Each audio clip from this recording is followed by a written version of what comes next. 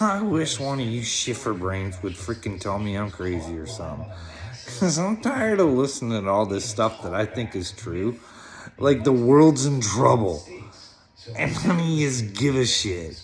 None of yous want to share or take a chance or whatever. Tell me I'm fucking crazy or something. Prove to me I'm not a prophet. Why don't you fucking do something? Instead, you don't help. You don't fucking do anything. You're a bunch of fucking brainwashed pieces of fucking shit. Only worried about your fucking selves. Man. The world's in trouble and none of you people care. And I have to sit here every day on my couch trying to figure out a way to talk you brainwashed people into checking out the other side. But it just won't happen. I get fought more and more. Here's one. This is what I would do if I was one of those pansy-ass pro disc golfers that don't know what a woman is. Why don't you stand up and give your opinion, whether I believe in it or you believe in it or whatever. Why don't you say what you believe? But you won't, will you? Ricky Wysocki or Paul McBeth or Germ or any of these new people. You won't stand up and say anything because you got too much to lose. Or Paige Pierce or Jennifer Allen or Katrina Allen or Kristen Tartar. None of you guys have any balls to stand up because you're getting pushed around by the PDGA and your sponsors. And your sponsors are the ones that dictate what the PDGA does. Stop living in fear. Here, this is how you do it. Hey, Paul McBeth, you're the big guy. Why don't you take the lead? Why don't you start your own organization, not the PDGA, just like it, and you and all your little players, your pro players, yeah, then you got it all. You get paid for the filming of yourselves, all that sort of stuff. You kind of get where I'm going. You guys kind of lead the way and dictate this way the sport goes and the way it grows. And then on top of that, if you really wanted to get nasty and your sponsors wanted to kick you off the teams, why don't you guys believe in yourselves, go to a disc manufacturer and get your own discs made up and promote yourself and see how good you can sell yourselves. Why don't you make the way for other sports, like the UFC could take a look at that too. You athletes don't know that you guys are the ones doing the work and everyone else is making the money. Like, come on. Other than Paul McBeth, is there anybody out there that's disc golf rich right now? You guys have no loyalty to any of these sponsors. It's whoever gives you the biggest amount of money. Why don't you guys take the lead? You guys could own it all. You guys don't need those guys. Actually, if you wanted to, you could have them work for you at the end of this, if you really wanted. The guys who are running the show, they'd be making your discs for you to sell and make money off of. If you're good enough, if you work real hard. No one's willing to work hard for anything anymore these days, are they? Like, everything's going to crap. And everybody argues with me. Dudes arguing with me that they want their daughters going against trans. Make them better athletes. Yeah, okay, but they never win, bud. That's the whole point. That's the whole point of competition. To try and be the best. And then once you're the best, you help the others become the best. You inspire people to become better. Nobody understands that concept. That's the way it's supposed to be, I think. I don't know. Maybe I'm wrong. I don't know. What else can I talk about? All right, let's get to our top story, which is we are currently looking at some major developments out of Ukraine. Ukraine. Come on. Has anybody even looked into the Brzezów battalion like I talked about? Like, So something big is about There's some weird stuff because I think it's in America too. There's like, actively preparing for it. It's kind of interesting as I went through different sources this afternoon. what do I say? Do I throw another video out? Like Like, what is happening. if these people that are telling me this stuff are lying, then they should be in jail. But I don't think they're lying. So we'll get to that in a moment. But first, And I hate doing this. I don't want anything that comes with this. But I keep doing it because there's like dudes like Julian Assange who are going through way worse than I am. And let me tell you, if I am a prophet of God, and I think I know a little bit about God, I don't think I'd want to be one of those people that's been manhandling Julian Assange or being the CIA putting a hit out on him. I think those people are going to fare out. Like, that's what I mean. Oh, once you people can't deny it, and you have to understand that there's a God, and he's not this evil thing like you think he is. You're the evil ones. That's the problem. Anybody I've been in contact with, not a good person. You had a friend who was struggling with mental health. You've seen tons of weird videos and stuff, but yet he asked to talk to you and you won't. Not to find out or anything. A lot of you were more than willing to talk to my wife, who thinks I'm bipolar, and you would give her your sympathies. But never talk to me to find out. Or my friends when I was being locked up against my will. Hey, bud, got a problem here. Being locked up for no reason. No one talked to me. Nobody said anything. They just locked me up. Paperwork done when I got there and everything. For being strong. For being a man and standing up for myself. That's why I got locked up. Come on, Jeremiah. You're like, I don't know about you, dude. Darren Scott. I don't know about you, man. Like, I keep telling you guys, even when you're writing stuff, I'm like, I know this is real, and you guys are writing this stuff down, and it's going to go on my movie, and you're going to look ridiculous. Like, I feel bad for you guys when you tell me stupid things. I really do feel bad for you.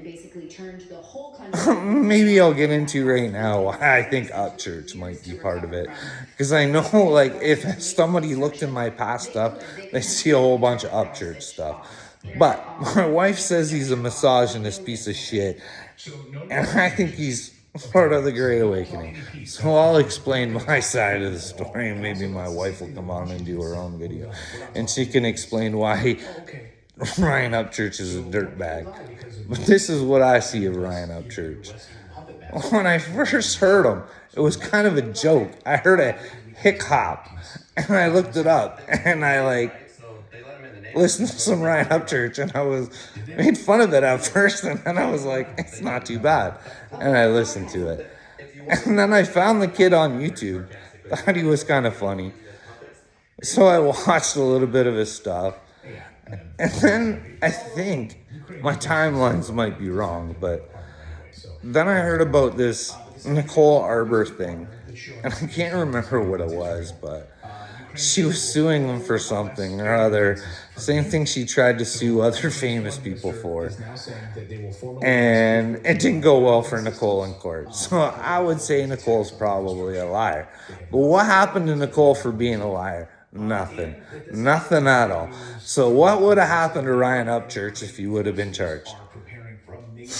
But nothing happens to Nicole Arbor for a lie. Let's move on to the next one. Then I think I ran into the Johnny Gobble saga. This is where my wife didn't like Ryan Upchurch. But I felt like Johnny Gobble was lying about Ryan Upchurch. Because I watched Ryan's videos and I watched Johnny's. Turns out Johnny was lying. He admits he was lying. Admits that they might not have been his lies.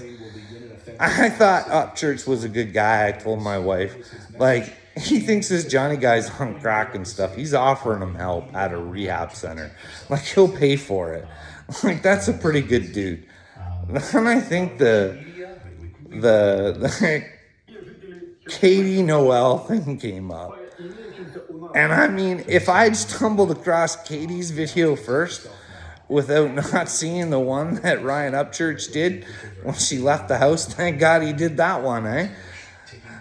Like, if I would have watched her video, I would have thought Ryan Upchurch was the biggest piece of shit on the face of the earth.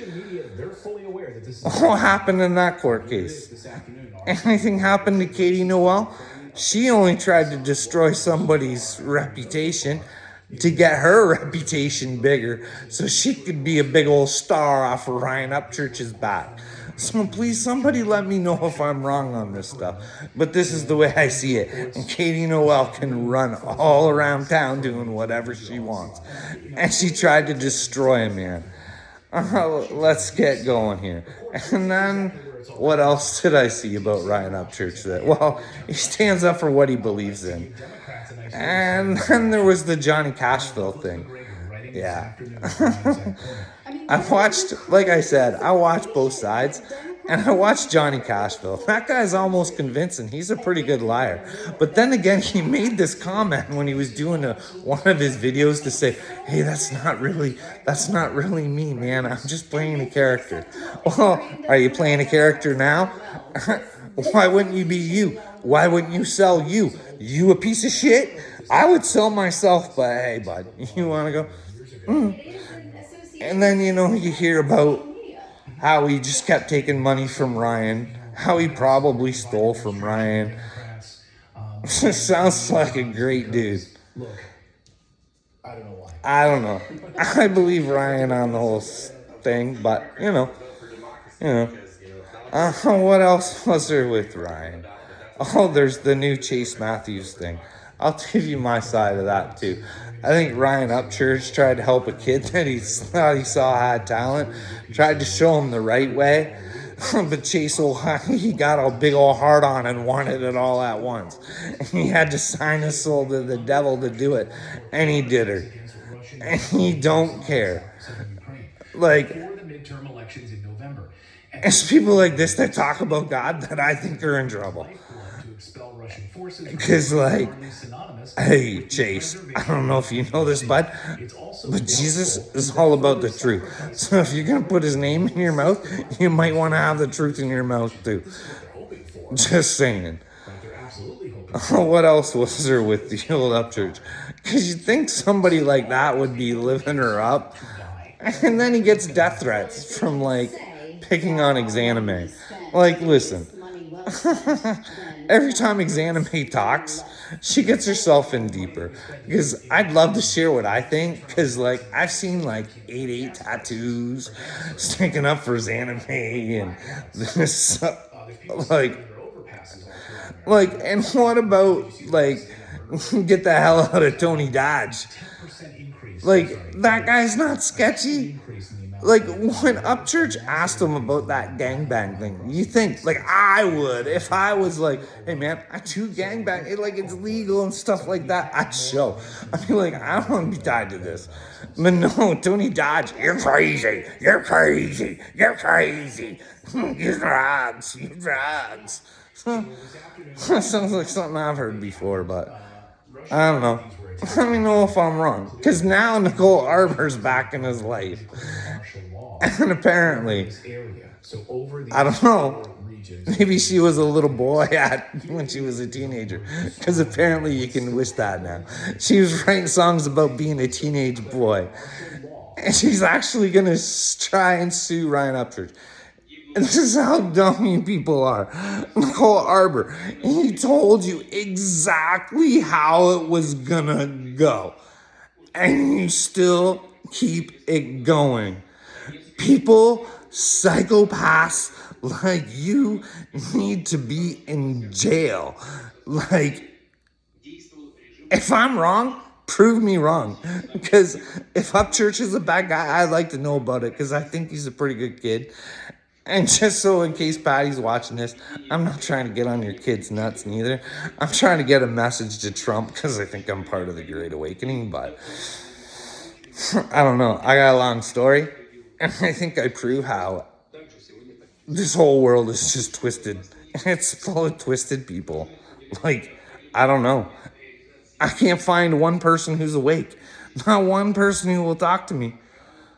I hope I find her soon, because I'm like, I don't know how much more of this I can do. I can't sleep or anything. Like, I wish somebody would tell me what's wrong with me. Come on, someone prove me that I'm not a prophet and that our governments are loving us. Please do it.